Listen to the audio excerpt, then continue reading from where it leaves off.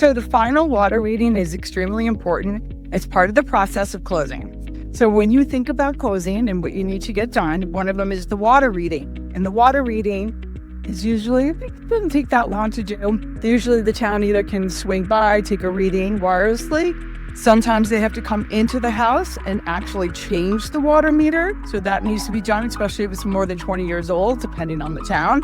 The other thing is you need to know is that the cost is usually averages around $75 for a fee to do the final water reading. Every town has a fee. The fees vary town to town.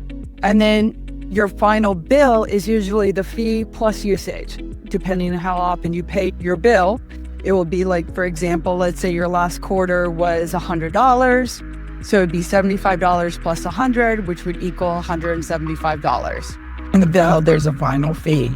So in this case today, we actually had to change the water meter today. So that was great. And then, so the people here, the new buyers are going to get a brand new water meter, a little bit better technology.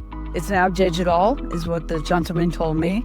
So that's interesting. I didn't know that they had changed those to digital.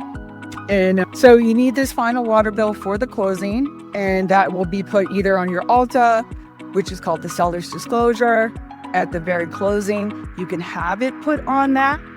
Sometimes you can just send the bill to your attorney and they add that in.